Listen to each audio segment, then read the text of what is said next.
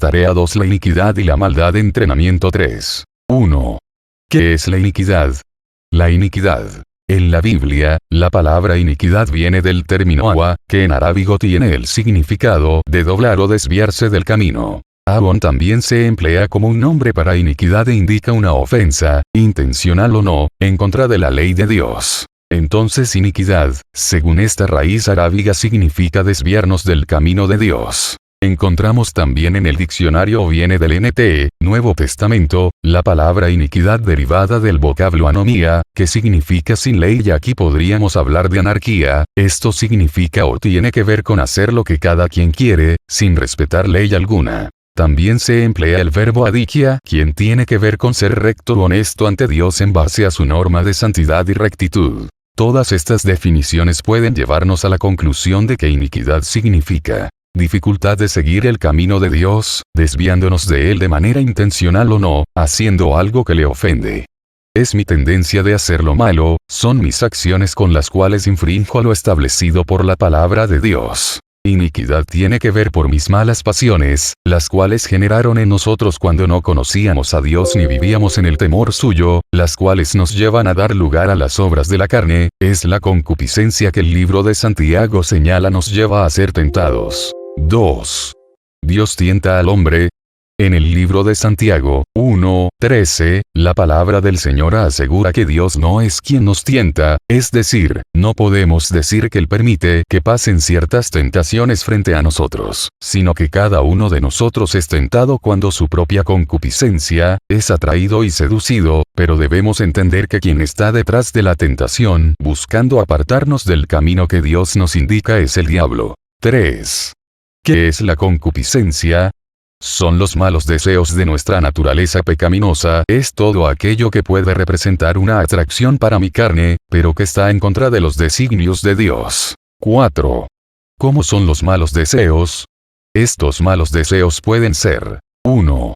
Deseos carnales. Nuestra naturaleza carnal será tentada a realizar actos que atentan contra lo establecido por Dios, como puede ser la fornicación y las borracheras, por ejemplo. 2. También pueden ser sentimientos malos como la venganza, codicia, egoísmo o altivez, los cuales no son meramente actos físicos, sino que están dentro del corazón y se manifiestan con malas actitudes o malas intenciones. Los deseos de venganza no satisfacen los deseos de la carne, satisfacen el alma impía. 5. ¿Qué es la atracción? La atracción. El libro de Santiago asegura que por nuestra concupiscencia somos atraídos, es decir, a nuestra naturaleza pecaminosa es atraída por lo que ve. La tentación es como un foco luminoso que está prendiendo y apagando buscando llamar nuestra atención para que volteemos a ver lo que nos está ofreciendo. Se presenta como algo bueno para satisfacer nuestros apetitos carnales. Por ejemplo, cuando Eva fue tentada por la serpiente, ésta le mostró algo atractivo, el fruto del árbol que Dios le había dicho que no comieran. Entonces, la palabra de Dios nos dice en Génesis 3:6. Y vio la mujer que el árbol era bueno para comer, y que era agradable a los ojos y árbol codiciable para alcanzar la sabiduría. Y tomó de su fruto y comió. Y dio también a su marido, él comió, así como ella. Ella vio el fruto como algo bueno para comer y satisfacer su carne. Era agradable a los ojos, se veía bonito, por eso fue atraída. Codiciable para alcanzar la sabiduría, le traería satisfacción a sus deseos internos. Ella fue atraída por lo que sus ojos vieron. El enemigo nos presenta el pecado como algo atractivo para nuestra carne. Si se presentara mostrando las consecuencias que habrá para la persona, ésta la pensaría para hacerlo. 6. ¿Qué es la seducción? La seducción es otro aspecto que el libro de Santiago nos presenta. La seducción se da a nivel mental. Un sinónimo de seducción es persuasión. En este caso, podemos decir que cuando alguien ya fue seducido, estamos diciendo que fue convencido de probar aquello que se le está presentando como una tentación. En ese punto la persona ya fue envuelta o enamorada por la tentación que se le presentó, ya la considera como una posibilidad, empieza a imaginarse cómo sería vivir ese momento o hacer eso que sabe no es correcto, sin importar su familia, trabajo o relación con Dios. Como vimos, primero Eva fue atraída, el fruto parecía algo atractivo, en ese momento fue tentada. Después fue seducida, es decir, el enemigo la convenció de probar el fruto prohibido y ella decidió hacer a un lado lo que Dios les había dicho, para probar ese fruto que se veía agradable. Lo que el diablo no le mostró fue las consecuencias de tomar la decisión de desobedecer a Dios. Por ejemplo, en algunos comerciales de televisión buscan seducir la mente de las personas por medio de imágenes que atrapan al televidente, les muestran escenas en donde los jóvenes se la pasan consumiendo bebidas alcohólicas, paseando en autos con sus amigos, muestran modelos atractivas, todo parece una vida de fiesta y felicidad, buscan formar en la persona una imagen de cómo se vería al ingerir dichas bebidas. Los jóvenes que ven eso, se sienten atraídos a hacer lo mismo que están observando en la televisión o anuncio. O el comercial de cigarrillos que muestra una hermosa pradera y hombres cabalgando a caballo, en un paisaje hermoso que da la impresión de ser un paraíso. Lo que no muestran son a personas con cirrosis, matrimonios destruidos, niños sin ropa o comida debido a padres que son presas del alcohol o cómo quedaron las personas entre los fierros retorcidos después de un accidente automovilístico provocado por el consumo excesivo de alcohol. Tampoco muestran cómo termina enferma una persona que fuma, padeciendo tuberculosis o enfisema pulmonar, internada en el hospital con mangueras y tubos conectados a su cuerpo. ¿Quién nos atrae mediante el pecado con intenciones de seducirnos? ¿Quién es quien nos presenta la tentación en el camino? La maldad. 7. ¿Qué es el embarazo espiritual? El embarazo espiritual. El libro de Santiago sigue diciendo que cuando la persona es atraída y seducida, entonces la concupiscencia concibe y da a luz. Concebir tiene que ver con preñarse o embarazarse y dar a luz tiene que ver con el nacimiento. Como vemos, la palabra de Dios compara esto con un embarazo, es decir, cuando la persona ya fue seducida y convencida, tiene dentro de sí el pensamiento de realizar una acción que sabe que es mala, ese pensamiento dentro de él es como si fuera un bebé que está esperando el tiempo de nacer, la persona ya tomó la decisión de hacerlo, solo está esperando la oportunidad, a pesar de saber que puede perder a su familia, libertad y comunión con Dios. La persona dará a luz, cuando lleve a cabo la idea pecaminosa que ya está concebida en su mente. La palabra de Dios sigue diciendo que cuando ha sido consumado el pecado, provocará la muerte espiritual. 8. Menciona los tres aspectos que vimos en el Salmo 32, 5. Cuando no admitimos nuestra responsabilidad no podemos avanzar, la Biblia nos enseña lo que David vivió al no hacerlo. Salmo 32, 3 y 4. Mientras callé, se envejecieron mis huesos en mi gemir todo el día. Porque de día y de noche se agravó sobre mí tu mano. Se volvió mi verdor en sequedades de verano. Se sentía viejo y acabado, se la pasaba gimiendo todo el día, su verdor, prosperidad, se había secado pues la mano de Dios estaba contra él. Todo cambió cuando admitió su responsabilidad. El versículo 5 nos señala que David le declaró su pecado y no encubrió su tendencia a hacer lo malo, iniquidad. En otras palabras, no estaba culpando al diablo ni a nadie más, estaba aceptando que él lo había hecho voluntariamente. ¿Y qué ocurrió? Dios perdonó la maldad de su pecado. 9. ¿Qué dice 1 Juan 1, 9? 1 Juan 1, 9 afirma: si confesamos nuestros pecados, Él es fiel y justo para perdonar nuestros pecados y limpiarnos de toda maldad. Dios nos da la solución al problema del pecado. Confesárselos a Él, pero no para que lo usemos como argumento para seguir pecando deliberadamente diciendo, al fin y al cabo Dios nos perdona. Por eso el capítulo 2 inicia subrayando: esto se los escribo para que no pequen. El deseo de Dios es que no pequemos. Una cosa es que te equivoques y tropieces, le pidas perdón a Dios y te levantes, otra muy diferente, es que no quieras cambiar y decidas tener una vida en franca rebeldía al Señor. Por eso la Biblia dice, estas cosas escribo para que no pequen. Sin embargo, si llegases a pecar, recuerda que tiene un abogado que puede interceder por ti ante el Padre. 10. ¿Qué es la maldad? ¿Qué es la maldad? En 1 Juan 1, 9, la Escritura dice que si confesamos nuestros pecados, Dios es fiel y justo para perdonarnos y limpiarnos de toda maldad.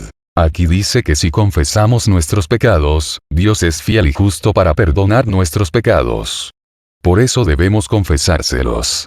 pero nos agrega que nos limpiará de toda maldad. La palabra maldad en el idioma original de la Biblia es Belial, es decir, la maldad es la fuerza del enemigo que nos incita a hacer lo malo, son esos espíritus que buscan influenciar sobre nuestra vida, poniendo tropiezo y tentándonos, buscando así apartarnos de la voluntad de Dios. La maldad empieza a encontrar cabida en su corazón y es entonces que la persona empieza a maquinar perversidades. ¿Quién nos atrae mediante el pecado con intenciones de seducirnos? ¿Quién es quien nos presenta la tentación en el camino? La maldad. 11. ¿Quién controla el mundo? El enemigo, a pesar de que opera en el mundo, directamente no puede tocar nuestras vidas. Sin embargo, como vimos en la clase anterior, 1 Juan 5, 19, dice: sabemos que somos de Dios, y el mundo entero está bajo el maligno. El mundo entero está bajo el dominio del maligno, y la palabra del Señor también nos enseña que no hay términos medios. O estamos con él o no lo estamos. Lucas 11, 23. El que no es conmigo, es contra mí es. Y el que conmigo no recoge, desparrama. El que no está con el Señor está contra de él. Entonces podemos decir que cuando una persona no es dirigida por el Espíritu Santo, es influenciada por el enemigo, es decir, o el Espíritu Santo nos dirige o estamos bajo la potestad del enemigo. Col 1, 13. Que nos libró de la potestad de las tinieblas y nos traspasó en el reino de su amado Hijo. En este pasaje la palabra nos muestra que antes estábamos bajo la potestad de las tinieblas y en esas circunstancias, Él puede usar a las personas como agentes portadores de sus planes, los cuales están encausados a hacer daño a otros. 12. ¿Cómo se multiplica la maldad? ¿Cómo se multiplica la maldad? La maldad busca un lugar en el corazón de los hombres, porque al añadirse ahí concebirá más maldad. Miremos lo que dice Salmos 7, 14, he aquí, el impío concibió maldad. Se preñó de iniquidad, y dio a luz engaño. La maldad busca multiplicarse. Encontramos en Efesios 6, 12, lo siguiente. Porque no tenemos lucha contra sangre y carne, sino contra principados, contra potestades, contra los gobernadores de las tinieblas de este siglo, contra huestes espirituales de maldad en las regiones celestes. Aquí encontramos que nuestra lucha no es contra sangre y carne, es decir, no es contra personas, sino contra principados, potestades, gobernadores de las tinieblas y huestes de maldad, debido que el enemigo no puede directamente tocar a las personas, estos espíritus fluyen en las personas para hacer daño a otros. Cuando esto ocurre, si la persona ofendida o agredida no entiende que la lucha es contra espíritus que pretenden hacer daño tratando de dividir familias, destruir matrimonios o hacer daño unos a otros, viene una reacción de la persona agredida en contra de la persona que le hizo daño o, en su defecto, contra quien se ponga en su camino, y es entonces que la maldad se empieza a multiplicar, ya que no es una sola persona haciendo daño, sino que ahora son dos. La obra el enemigo incita a las personas a discutir, desconfiar, pelear, unos contra otros y cuando lo hace, sus efectos son el daño y la destrucción de unos contra otros. En ocasiones, se genera una batalla en donde algunos buscan demostrar quién es el más fuerte, quién grita más o quién es el que tiene autoridad o dominio sobre los demás, haciéndose daño unos a otros por medio de palabras, golpes e insultos y mentiras. Detrás del árbol, el enemigo se la para burlándose de los problemas que ha provocado en las personas. 13. ¿Cómo es una persona impía? La persona impía es aquella que no desea hacer la voluntad de Dios, no considera a Dios en sus caminos, piensa en hacer el mal. Este pasaje dice que el impío concibe maldad. Algunos sinónimos de concebir son imaginarse o pensar, pero también concebir está relacionado con un embarazo, como cuando decimos que una mujer concibe en su vientre, nos estamos refiriendo al hecho de que se está desarrollando un bebé dentro de ella. Esto nos muestra claramente que es por medio de pensamientos que damos entrada a la maldad, la cual buscará llevarnos a cometer pecado. Este pasaje agrega que la maldad busca premiarnos de iniquidad, es decir, no estará tratando de convencer y empujando a ser dirigidos por nuestros impulsos o deseos pecaminosos a cometer aquellas cosas que a nuestra carne le gustan, pero que no le agradan a Dios. tendremos el pensamiento plan de desviarnos del camino correcto y apartarnos del camino de Dios. Recordemos que iniquidad es desviarse voluntariamente del camino. Cuando la persona ha sido preñada por la maldad, ya está dedicada a hacer aquello que es malo y atenta contra lo establecido por Dios. El enemigo hizo su parte al tentarlo, pero la persona ya lo decidió, ya que trae dentro de sí el pensamiento de hacer lo incorrecto. La Biblia al día dice así en el mismo versículo: mirad al preñado de maldad. Concibió iniquidad y parirá mentira. Este pasaje nos muestra cómo una persona embarazada de maldad a la hora de dar a luz el resultado será también maldad. 14. ¿Qué dice el Salmo 107, 4 en relación a la maldad? Salmo 107, 4, 6, Reina Valera 1960, 4 anduvieron perdidos por el desierto, por la soledad sin camino, sin hallar ciudad en donde vivir. 5 hambrientos y sedientos, su alma desfallecía en ellos. 6 entonces clamaron a Jehová en su angustia, y los libró de sus aflicciones. 15. Los cristianos corremos el riesgo de ser influenciados por la maldad. Aún siendo cristianos corremos el riesgo, no importa si la persona es cristiana. De igual forma, si se descuida, la maldad entrará en su corazón y concebirá dentro de él sus planes, dando a luz daño.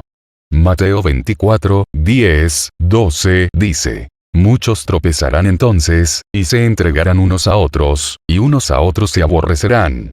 Y muchos falsos profetas se levantarán, y engañarán a muchos. Y por haberse multiplicado la maldad, el amor de muchos se enfriará. Dice este pasaje que por haberse multiplicado la maldad, el amor de muchos se enfriará.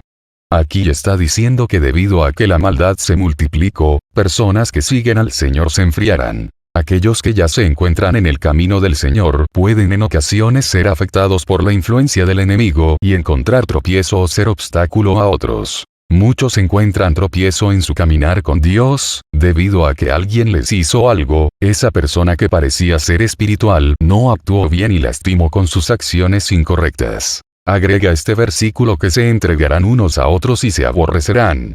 Esto podría esperarse de alguien que no conoce al Señor. Pero de los cristianos se puede esperar algo así. Que la maldad infiltre tanto en una persona que se congrega en la iglesia que llega a aborrecer a la otra persona. Es por eso que debemos entender que, si permitimos que la maldad entre en nuestros corazones, se aprovechará de nuestras áreas débiles trayendo daño a nuestra vida. Hay que tener cuidado y no abrir puertas al enemigo. El ejemplo de Pedro. La Biblia nos muestra cómo el apóstol Pedro, en cierta ocasión recibió la revelación de Dios acerca de quién es Jesús, a lo que el Señor le dijo en Mateo 16, 17. Entonces le respondió Jesús: bienaventurado eres, Simón, hijo de Jonás, porque no te lo reveló carne ni sangre, sino mi Padre que está en los cielos. En ese momento Jesús le estaba diciendo: Simón, eres bienaventurado, porque mi Padre te ha revelado quién soy yo. Sin embargo, versículos más adelante, cuando Jesús le dice que era necesario de ser entregado en manos de hombres y ser crucificado para después resucitar al tercer día, Simón Pedro lo toma aparte y le dice al Señor que considerara lo que iba a hacer, que no era bueno que le aconteciera eso. Entonces Jesús le dijo, como leemos en Mateo 16, 23. Pero él, volviéndose, dijo a Pedro: quítate de delante de mí, Satanás.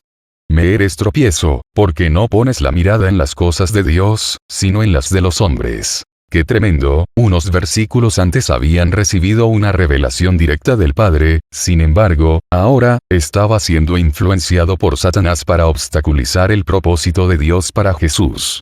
Satanás quería poner tropiezo a Jesús y empleó la boca de Simón para darle el consejo de que no hiciera la voluntad del Padre. No abramos puertas al enemigo. Cuando alguien le da lugar al diablo en su vida, abriendo puertas, éste ejerce influencia y dominio sobre él. ¿Cómo se abren las puertas? Por medio del pecado, el cual encuentra cabida en nosotros a través de la debilidad. Por ejemplo, alguien que tiene problemas con los celos, continuamente le vendrán pensamientos de desconfianza. Quien batalla con la ira, continuamente será provocado. El que tiene problemas de envidia de igual forma. Veamos el siguiente ejemplo. El enemigo siembra un pensamiento malo en alguien que está batallando con los celos y le pone justamente un día en que su cónyuge se ha quedado a trabajar horas extras. Esta persona lo recibe en su mente y empieza a meditar. Ello pasa 1 hora, el cónyuge no llega, el que tiene problemas de celos empieza a pensar, ¿dónde andará? ¿Le habrá pasado algo? Le marca a su celular, pero no sabe que se le acabó la pila y su desconfianza empieza a crecer. Ahora piensa, de seguro apago el celular para no decirme dónde está. Pasa otra media hora y no llega. Ahora los pensamientos son, ¿será que anda con otra persona? ¿Será que me está engañando? Entonces el enemigo aprovecha para sembrar otros pensamientos malos y esta persona comienza a imaginar cosas y piensa, con razón se ha arreglado mucho últimamente, ya son varias veces que llega tarde y me dice que se queda a trabajar, ¿será cierto? Nada más que llegue, me va a tener que escuchar. Transcurre otra media hora y ahora los pensamientos son, no le voy a preguntar nada, mejor le voy a hacer lo mismo. Y si a esto le agregamos que la persona tiene problemas con la ira, los pensamientos que el enemigo le siembra son de violencia en contra de su cónyuge, y empieza a pensar, en cuanto llegue me va a tener que escuchar, le voy a decir hasta lo que se va a morir o le voy a aventar sus trapos en la cara, pero de mí no se va a burlar. Y como recibe a la otra persona, quizás haya gritos, tal vez pleitos, puede haber golpes, incluso hay casos en donde se llega al homicidio. ¿Quién incitó a todo esto? El enemigo, Belial, la maldad. Su propósito es destruir matrimonios y familias enteras, pero debido a que no puede tocar a las personas, su labor es incitar a unos contra otros aprovechándose de la debilidad humana, que, en este caso, como vivos, la persona batalla con los celos y la ira. 16. ¿Qué entendimos por reacción en cadena? Reacción en cadena. En ocasiones la iniquidad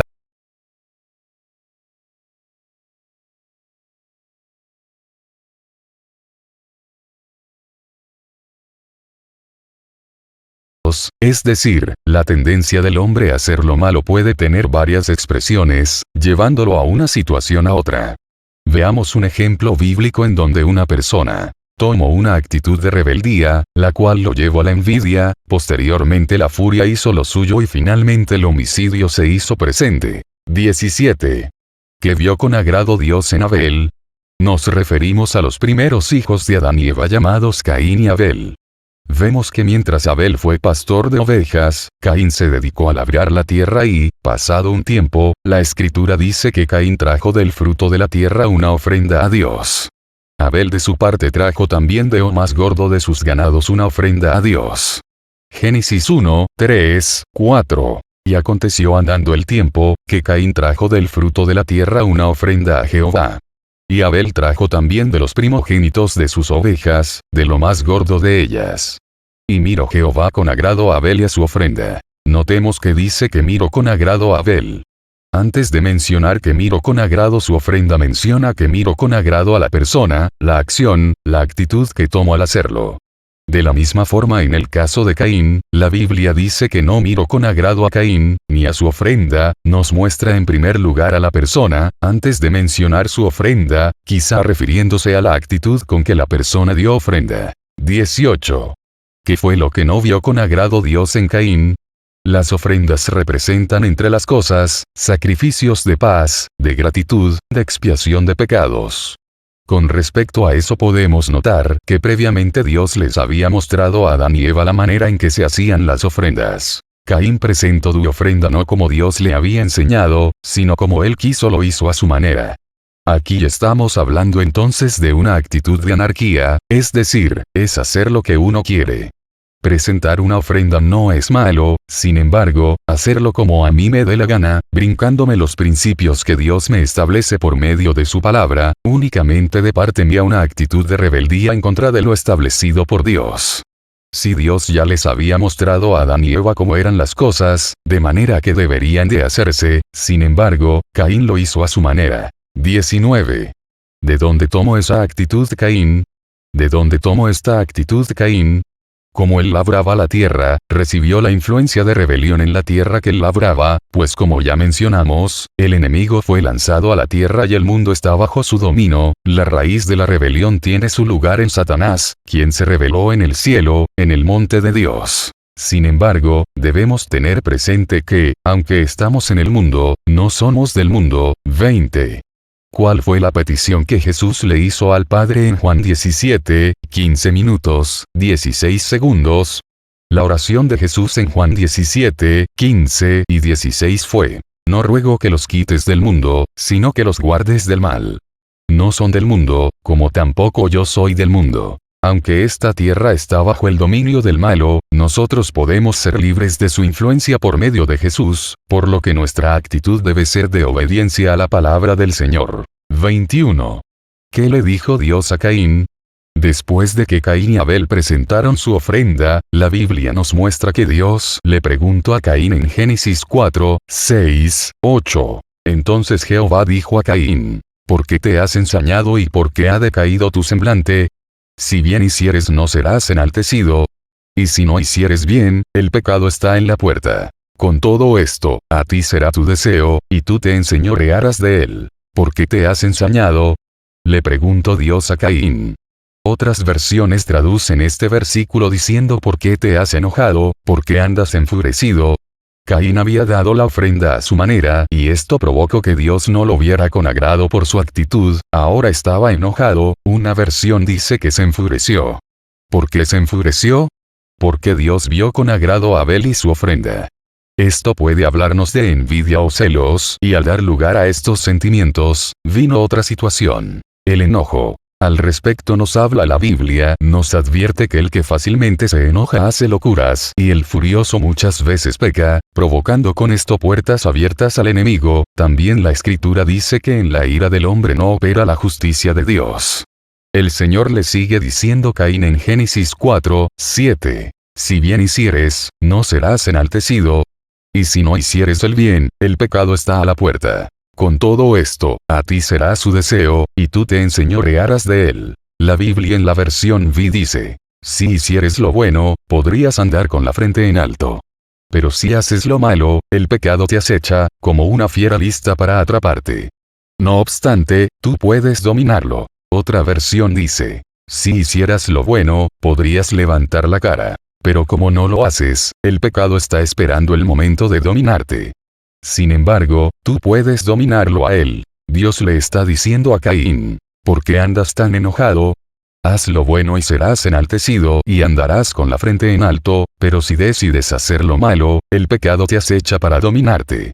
Dice la versión RVA 1960. El pecado está a la puerta. Hacer el bien, mantiene las puertas espirituales de nuestra vida cerradas al pecado, y como consecuencia somos libres del dominio o influencia del enemigo. Sin embargo, si decidimos hacer el mal, abrimos puertas por donde el enemigo empezará a controlar nuestra vida y tener dominio sobre nosotros. Caín, movido por la envidia, decidió abrir las puertas al pecado y se levantó contra su hermano matándole. Este es el deseo del enemigo: destruir. Las envidias y los celos nos llevan a contender y aborrecer a los semejantes. Santiago 4 dice, 22. ¿Cómo se abren puertas al enemigo? La rebeldía es una actitud del ser humano provocada por situaciones que experimenta que lo llevan a tomar esa posición.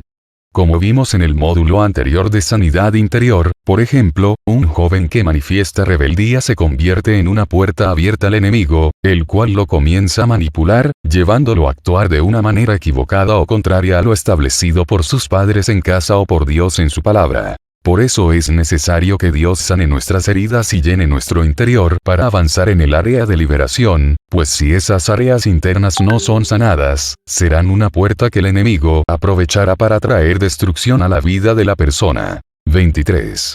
¿Por qué vinieron los pleitos y la guerra? ¿De dónde vienen tantas guerras y pleitos entre vosotros? ¿No es de vuestras pasiones, las cuales combaten en vuestros miembros? Codicia si no tenéis. Matáis y ardéis de envidia, y no podéis alcanzar. Combatís y lucháis, pero no tenéis lo que deseáis, porque no pedís. El enemigo se aprovecha de la debilidad humana para destruir. Las pasiones que se mencionan en este pasaje son la iniquidad de la persona, la cual es incitada por la maldad para llevarla a pleitos y contiendas con los demás. La Biblia en lenguaje sencillo dice así: ¿saben por qué hay guerras y pleitos entre ustedes? Pues no saben dominar su egoísmo y su maldad. ¿Por qué vienen los pleitos y las guerras? Por no saber controlar las malas pasiones que surgen en nuestro interior. Esta versión las menciona como egoísmo y maldad. La Biblia se refiere también a la codicia y la envidia. Estas emociones llevan a las personas a conflictos mayores como las guerras en las cuales hay muchos muertos, destrucción y calamidad. El enemigo se aprovecha de estas áreas de debilidad humana, iniquidad, y provoca que los hombres abran puertas al pecado para llevar destrucción a otros. ¿De dónde viene todo esto? De la amistad con el mundo. Por eso Santiago hace referencia a ello en el capítulo 4:4, diciendo que la amistad del mundo es la enemistad con Dios. Oh almas adúlteras. ¿No sabéis que la amistad del mundo es enemistad contra Dios? Cualquiera, pues, que quiera ser amigo del mundo, se constituye enemigo de Dios. ¿De dónde recibió su influencia Caín? De la tierra que trabajaba, la cual estaba bajo maldición. Cuando alguien da lugar a estas cosas, la envidia, celos, pleitos y cosas afines, la maldad empieza a encontrar cabida en su corazón y es entonces que la persona empieza a maquinar perversidades. 24. ¿En qué constituye la amistad en el mundo? Santiago hace referencia a ello en el capítulo 4:4, diciendo que la amistad del mundo es la enemistad con Dios. Oh almas adúlteras. ¿No sabéis que la amistad del mundo es enemistad contra Dios? Cualquiera, pues, que quiera ser amigo del mundo, se constituye enemigo de Dios. 25. Menciona las dos cosas que 1 Juan 3:10 señala en relación a los hijos del diablo. 1 Juan 3:10 nos dice: en esto se manifiestan los hijos de Dios y a los del diablo, mostrando que estos últimos no pueden hacer justicia, y que no ama a su hermano no es de Dios. Este pasaje menciona a los hijos de Dios y a los del diablo, mostrando que estos últimos no pueden hacer justicia, y esta tiene que ver con hacer todo lo establecido por Dios, para ser obedecido por el hombre, y el segundo punto es que no pueden amar a su prójimo, por eso Caín mató a Abel. 1 Juan 3:12 dice: no como Caín, que era del maligno y mató a su hermano. ¿Y por qué causa lo mató? Porque sus obras eran malas, y las de su hermano justas. Los hijos de Dios practican la justicia obedeciendo a Dios, en cambio los hijos del diablo dan lugar al maligno. Pero entendámoslo bien, no estamos diciendo que nunca vas a equivocarte o que nunca vas a pecar. Lo que estamos diciendo es que debemos estar alerta para no caer en el engaño del diablo, evitando así tener una vida en donde continuamente estamos siendo dirigidos por él, haciendo daño a los demás. No es lo mismo que te equivoques y después de eso decidas pedir perdón por tu pecado y arrepentirte, a que tengas un estilo de vida permitiendo toda clase de pecados y abusar de la gracia y el amor de Dios. Este principio debe de quedar bien establecido. A Dios no le agrada el pecado, por lo tanto, debo determinarme a apartarme del mal, pues el pecado, además de apartarme de Dios, trae malas consecuencias a mi vida. Sin embargo, si por alguna razón hemos desobedecido algún principio de Dios en 1 Juan 2, encontramos que la Escritura nos dice: hijitos míos, estas cosas les escribo para que no pequéis. Y si alguno hubiere pecado, abogado tenemos para con el Padre, a Jesucristo el justo. 26. ¿Qué dice 1 Juan 2:1? En 1 Juan 2 encontramos que la Escritura nos dice: hijitos míos, estas cosas les escribo para que no pequéis. Y si alguno hubiere pecado, abogado tenemos para con el Padre, a Jesucristo el justo. El deseo de Dios es que no pequemos. Una cosa es que te equivoques y tropieces, le pidas perdón a Dios y te levantes, otra muy diferente, es que no quieras cambiar y decidas tener una vida en franca rebeldía al Señor. Por eso la Biblia dice: estas cosas escribo para que no pequen. Sin embargo, si llegases a pecar, recuerda que tiene un abogado que puede interceder por ti ante el Padre. 27. ¿Cuáles son las dos promesas que Dios nos da para vencer la tentación? 1 Juan 1:9 afirma: si confesamos nuestros pecados, Él es fiel y justo para perdonar nuestros pecados y limpiarnos de toda maldad. Dios nos da la solución al problema del pecado. Confesárselos a Él, pero no para que lo usemos como argumento para seguir pecando deliberadamente diciendo: al fin y al cabo Dios nos perdona. Por eso el capítulo 2 inicia subrayando: esto se los escribo para que no pequen. Tips para vivir como un campeón. Identifica y reconoce tus áreas de débiles. Como vimos anteriormente, David dijo en el Salmo 32:5: No encubrí mi iniquidad. No ignores este principio, reconocer tu debilidad, identifica esas áreas de tu vida en las cuales el enemigo puede ponerte tropiezo. Si sabes que tus problemas son los celos, no permitas que el enemigo se aproveche de ello. De igual forma, si tu problema es la ira, la desesperación, las tentaciones sexuales, coloca tus debilidades en manos del Señor y pide que te ayude. Trabaja en esas áreas, porque una cosa en los que el Señor va a hacer con nosotros si se lo permitimos, y otra es la responsabilidad que cada uno de nosotros debe asumir en esas áreas que representan debilidad. Debemos cuidar nuestra vida. Evita situaciones de riesgo. Por ejemplo, si el problema está relacionado con el área sexual, evita situaciones que te puedan provocar una caída. Si tus problemas son los celos en tu matrimonio, determínate a confiar en tu pareja. Si el problema es la ira, procura mantenerte sereno y busca siempre otra opción no violenta, por ejemplo, salir a caminar, orar, poner alabanza, cambiar la plática, en fin, busca una salida que Dios te dé para ser liberado de la tentación. La palabra de Dios asegura que no seremos tentados más allá de los que podamos resistir, pero además dice que Dios siempre nos dará una salida para vencer la tentación. 1 Corintios 10, 12 y 13 afirma: así que, el que piensa estar firme, mire que no caiga.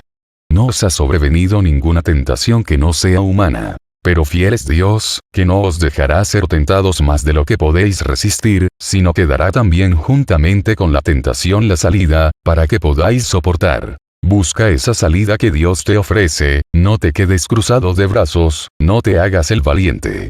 El apóstol Pablo dijo a sus discípulos Timoteo: huye de las pasiones juveniles. Del mismo modo te decimos hoy: huye de la tentación, no te quedes parado frente a ella. Mantén una actitud de fe. Si reconoces esa área y trabajas en ella, ten la seguridad de que Dios te ayudará, no importa que estás batallando para cambiar, ten paciencia. Si llegases a caer, vuélvete a levantarte. Si vuelves a caer, levántate una vez más y pídele al Señor con todo tu corazón que te ayude.